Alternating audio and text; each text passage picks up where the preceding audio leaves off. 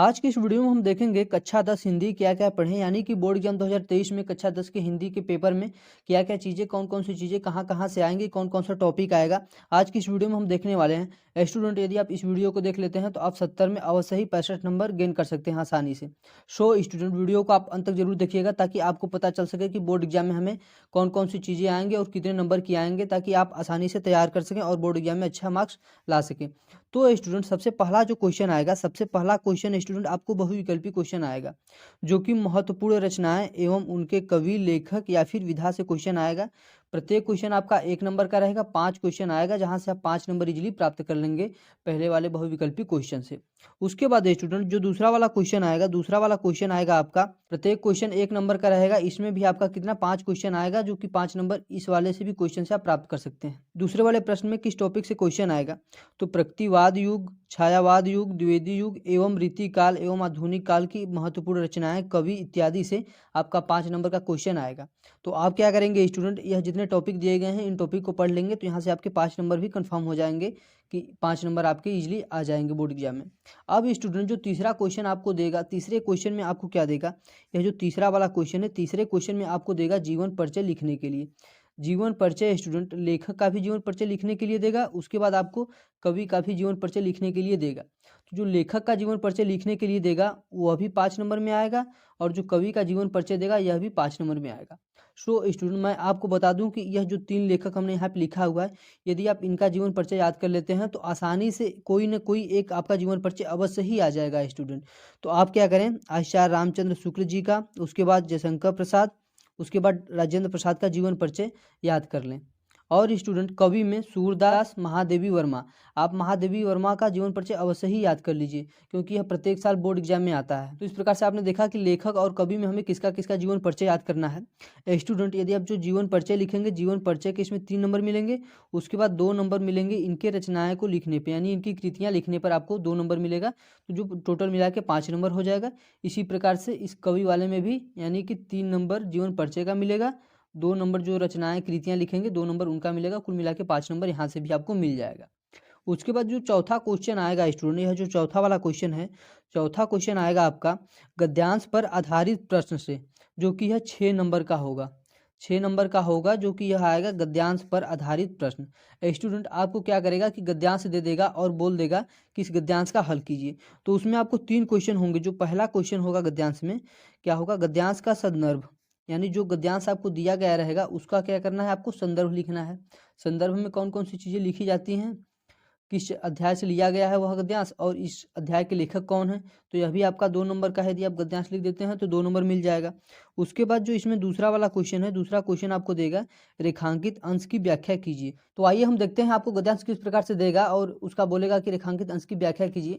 तो आपको स्टूडेंट गद्यांश इस प्रकार से दिया गया रहेगा, और जो कि यह लाइनें ब्लैक पेन से अंडरलाइन की गई हैं, इनका आपको बोल देगा क्या, रेखांकित अंशों की व्याख्या कीजिए, जो कि स्टूडेंट यह भी आपका 2 नंबर का है। इस प्रकार से आपको बोल देगा रेखांकित अंशों की व्याख्या कीजिए, यह भी आपका 2 नंबर का होगा। तो स्टूडेंट, आपको किस प्रकार से लिखना है, आप देख सकते हैं संदर्भ आपको किस प्रकार से, इस प्रकार से ब्लैक पेन से हेडिंग डाल के लिखना है। उसके बाद रेखांकित अंश की व्याख्या, उसके बाद जो भी क्वेश्चन दिया गया रहेगा उसका आपको उत्तर लिखना है। स्टूडेंट, यदि आपने अभी तक यह वीडियो नहीं देखा होगा संदर्भ प्रसंग व्याख्या कैसे लिखते हैं, तो नीचे वीडियो डिस्क्रिप्शन में लिंक है, जहां से जाके आप देख सकते हैं और बोर्ड एग्जाम में अच्छे मार्क्स ला सकते हैं। तो स्टूडेंट, अब हम आगे देखते हैं। उसके बाद आपको क्या दे देगा, गद्यांश पर आधारित प्रश्न, यानी जो गद्यांश देगा उस पर एक प्रश्न दे देगा जिन्हें आपको पढ़ के उत्तर लिखना है। यह भी आपका 2 नंबर का है, यह भी आपको 2 नंबर, यानी कि गद्यांश से टोटल मिला के आपको कुल टोटल 6 नंबर एक गद्यांश से मिल जाएंगे। स्टूडेंट, आपको कौन कौन सा गद्यांश पढ़ना है जिसके बोर्ड एग्जाम में आने के चांस मैक्सिमम होते हैं, वाला चैप्टर है, इस चैप्टर को आपको पढ़ना है, जो कि आचार्य रामचंद्र शुक्ल जी इसके लेखक हैं। उसके बाद यह जो ममता वाला चैप्टर है इसको भी पढ़ना है, और भारतीय जनता यह वाला भी चैप्टर आपको पढ़ना है। स्टूडेंट, अब हम आगे 5वां वाला क्वेश्चन देखते हैं। 5वें वाले क्वेश्चन में हमें क्या देगा, पद्यांश पर आधारित प्रश्न देगा, जो कि यह भी आपका 6 नंबर का होगा।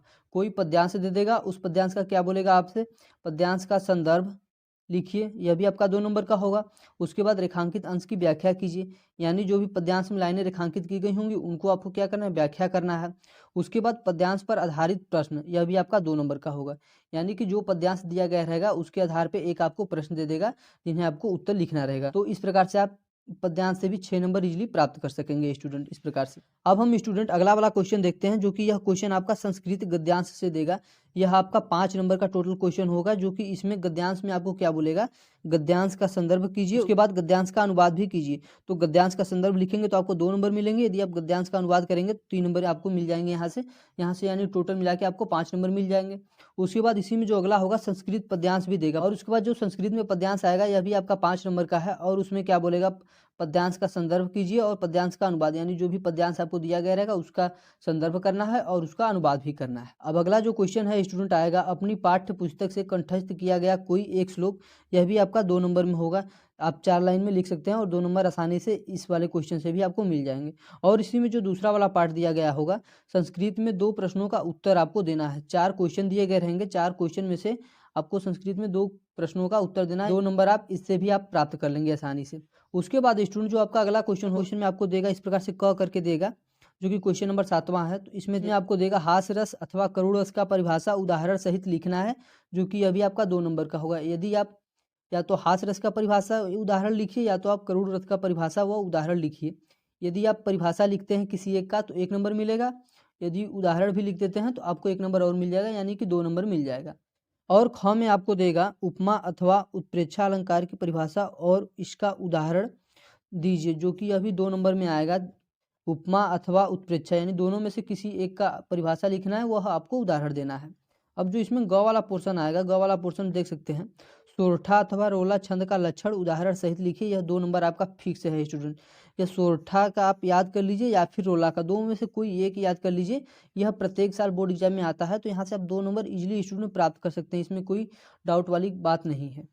तो इसको क्या करें, 2 में से आप कोई एक याद कर लें, या तो सोरठा या तो फिर रोला का लक्षण वो उदाहरण याद कर लें। अब स्टूडेंट जो अगला है 8वां है, 8वां में आपको क्या देगा इस प्रकार से, उपसर्गों की सहायता से एक एक शब्द बनाइए, जो कि यह 3 नंबर का क्वेश्चन है। 5 उपसर्ग देगा, 5 उपसर्ग में से आपको 3 उपसर्ग का यूज करके एक एक शब्द बनाना है। यदि आप 3 शब्द बना देते हैं 3 उपसर्ग का यूज करके, तो 3 नंबर आपको मिल जाएंगे। उसके बाद स्टूडेंट आपको प्रत्यय देगा, यानी प्रत्यय की सहायता से आपको क्या करना है, 2 शब्द बनाना है। 4 प्रत्यय देगा, 4 में से आपको 2 को हल करना है, तो यहाँ से भी आपको 2 नंबर मिल जाएगा। उसके बाद स्टूडेंट समास विग्रह देगा करने के लिए, जो कि यह भी 4 क्वेश्चन देगा, 4 में से आपको सिर्फ 2 करना रहेगा, तो यहाँ से भी 2 नंबर आपको इजीली मिल जाएगा।